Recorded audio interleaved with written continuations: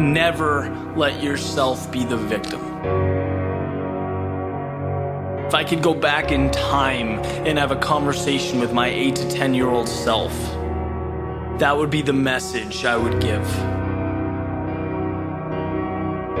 Because when you think about it, you're a kid, things don't go your way, what do? You cry, you whine, you throw a fit, you want your parents to feel sorry for you. You feel sorry for yourself.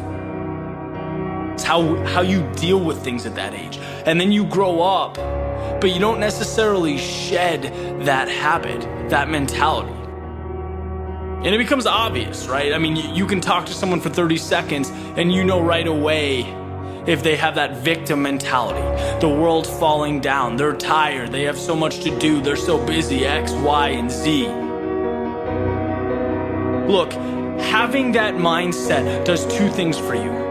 One, it makes you come across helpless and weak, and no one wants to come across that way.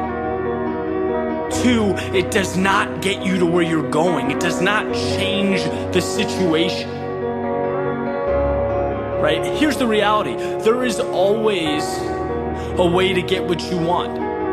There is always a way to position yourself to move away from what you don't want. You can quite literally become what you want to become, but you cannot look at life like it's this problem, like it's against you.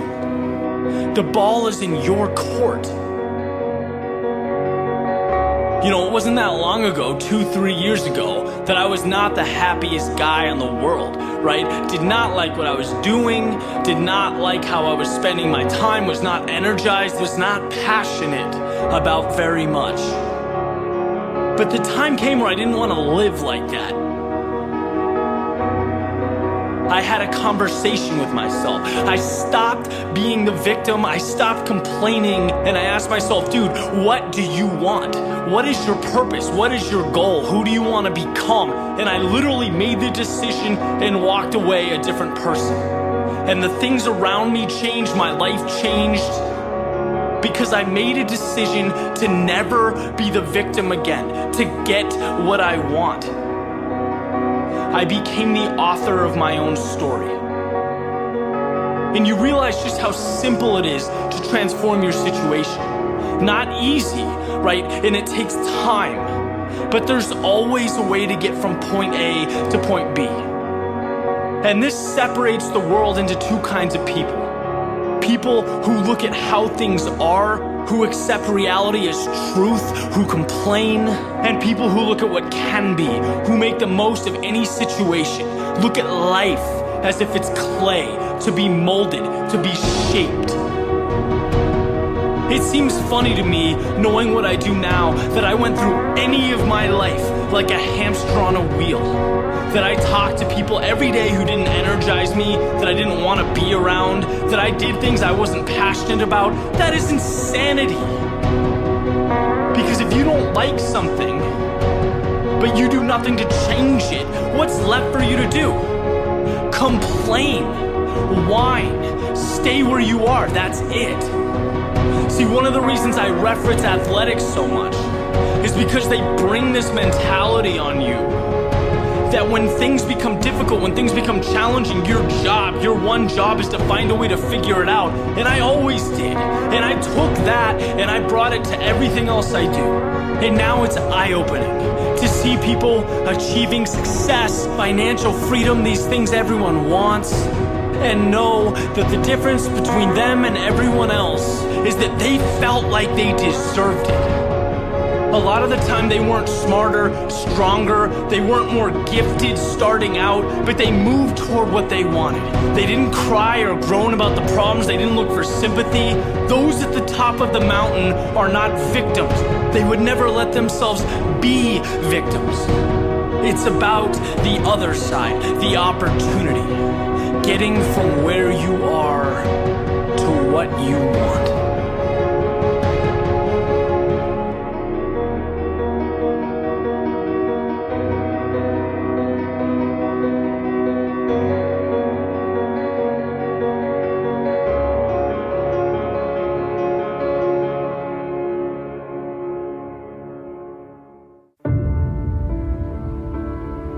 There's a story about some frogs.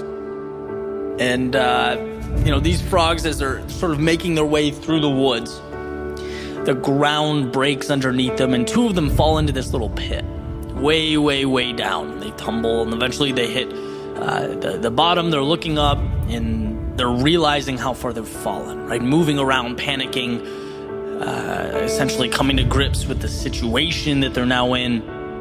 They start frantically jumping, trying to climb the walls. And as they're jumping, the frogs on top are looking down. And they're basically yelling, look, we're sorry this happened to you, but this is a lost cause. There's no way out for you guys. There's no need to jump around. This is a futile situation. Right? But they continue to jump, and they're not willing to come to terms with that possibility. Not yet. And again, the frogs up top, they yell down, there's no way. It's over. You're going to die down there, guys. You need to ultimately face that. And one of the two frogs in the pit does concede to the situation. He hears the voices and, he stops jumping and makes his way further down the pit, and he dies. But the second one keeps jumping and adjusting his approach, trying different things. Ultimately, he does get out. He climbs over the ledge, and when he gets to the top, he's confronted by the others. And they come up to him, they ask him, hey, didn't you hear us yelling down that the situation was impossible? Didn't you hear us say there was no way out? And as it turns out, he didn't hear, because this frog was deaf, right? So he couldn't hear a single word, and this ultimately saved his life. Not because it helped him do the miraculous or the impossible, but because it blocked out the outside voices attempting to tell him what possible is. Look, there will always be doubters, skeptics, and cynics. As Aristotle said, there is one way to avoid criticism. Do nothing, say nothing, and be nothing. But the beauty is that these voices have one thing in common, and that's their irrelevance. Because there's one voice that matters in the writing of your story, and that voice belongs to you. Never forget how much control you have. Never forget who holds the pen. Things are real when you make them real. Things stop when you stop. Things change when you change them. So here's the following, not orders or expectations, but that spark that guides you to what feels right, to what means the most. Here's to an everlasting self-belief that will lift you out of any hole, carry you over any mountain, and most importantly, turn blank pages into a story that is truly yours.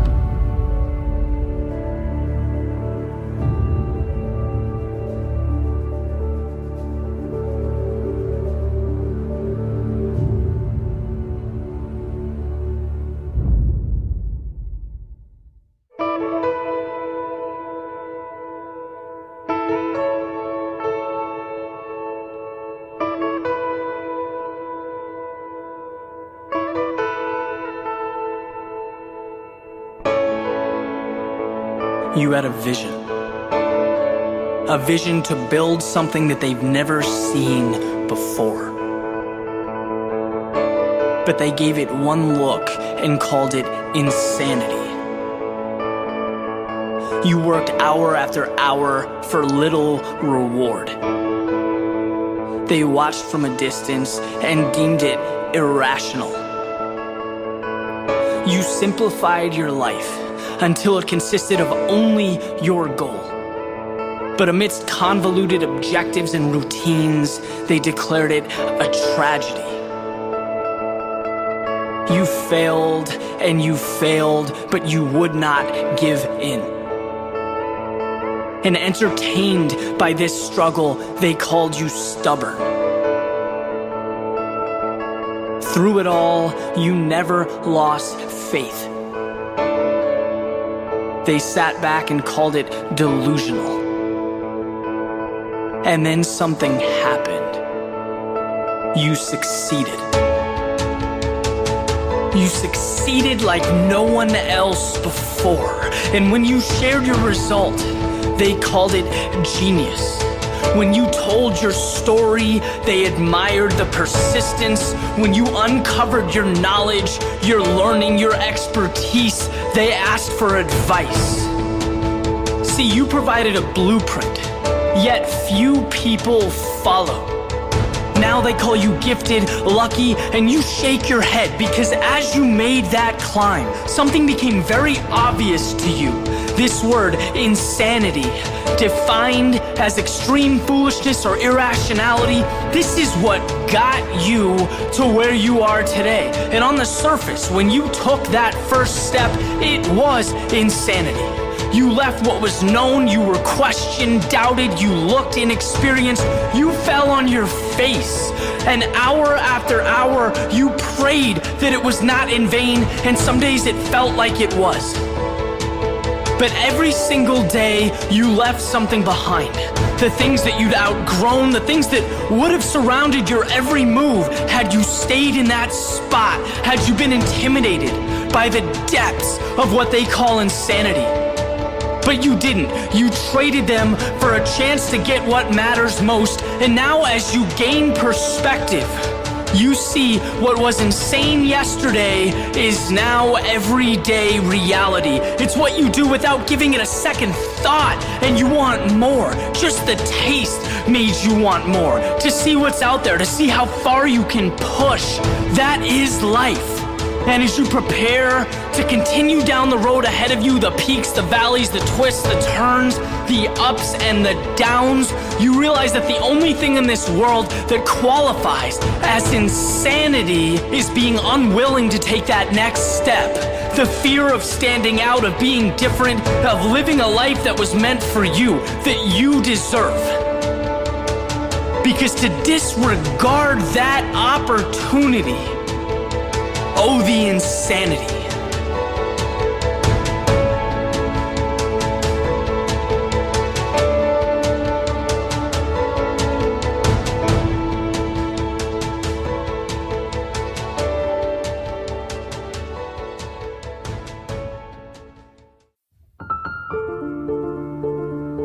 You can't make something that already exists. You find it. Unmask, unveil, allow it to shine through in its original state. It can be improved upon or enhanced, but who you are is who you are. And that's a beautiful thing. Because success is not about looking around you and trying to replicate someone else's idea of a life well lived. No, it's about removing everything you're not. Until all that's left is what matters most. You in your most authentic state. That state that most people don't bother to uncover. And see, in a world of acquisition, of longing for more, it's the ones who learn to cut away that truly live. It's in refinement, simplification that we find clarity, that we're gifted with peace of mind, because it's the burden of constantly doing something that doesn't excite, or playing a role that is not yours to play, that is the costly one. Life is about meaning. And to deprive yourself of that is to remove the wind from the sail. We are not free until we decide to be. As Greg McKeown mentions in his book Essentialism, the Latin root of the word decide, cis or sid, literally means to cut or kill. It's to walk away from what you're not. Unearthing the power, the value, the potential that always existed despite our ignorance. So let's no longer ask, what do I need in order to be who I want to become? And start asking, what can I remove that is infringing upon who I am? What can I dismantle so that I might give wings to that which means the most?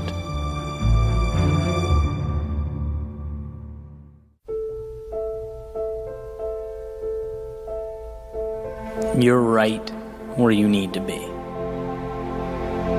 Sure, you have your doubts. Perhaps you feel tired, alone, fearful. Maybe you're trying to make sense of a world that feels too complex, where all you see and hear are reasons to turn back, to find shelter, to run. Don't. Regardless of how hard it seems, don't. You are right where you need to be. Turning thoughts to things, making life from dreams. What makes change so interesting, so powerful yet deceptive, is that it comes to us in small doses. Not a tidal wave of transformation, but a slow, steady, rising tide of progress. No one feels the tug of erosion, yet it chips away. And so do you. Removing piece by piece the old you, the world you're moving away from, and piece by piece, you unveil the promise of your becoming. You may not see the whole picture. You may not understand the whole story, but right now, in real time, it's being told. And you are right where you need to be. We just weren't equipped to understand what that looks like. It's never been what you see that makes you uneasy. It's what's missing. That's what hurts. The solutions you wanted, the changes you expected, the finish lines you envisioned. It's the wondering, how long must I wait? Did I make a wrong turn? Is the joke on me? But it's this line of questioning that causes so many to stop, unaware of how close they were, ignorant to the foundation they were standing on. What you need is not a miracle. It's to simply carry on, to keep laying those bricks, because not a one is wasted. And sometimes you don't realize you're on the 80th floor until you look down. That climb can be frustrating, exhausting. It isn't always glamorous, but it's necessary. And strength comes from understanding that truth. You are right where you need to be. The world, it can't take what you refuse to give it, and self-belief is non-negotiable. It's off the table, your most prized possession. So hold it tight, because it'll be needed when the journey feels long and the road impossible. You'll know that you can always take one step forward, and that is the essence of life, of growth, of progress. Think about the steps, the lessons, the self-discovery that led you to this intersection of now and forever. This beginning of whatever you decide comes next. You are right where you need to be, because you are armed with the decisions that brought you to today and the courage to let them carry you into tomorrow. You could be anywhere, but you're here. And as you strap up and settle in, you'll see that right here is everything.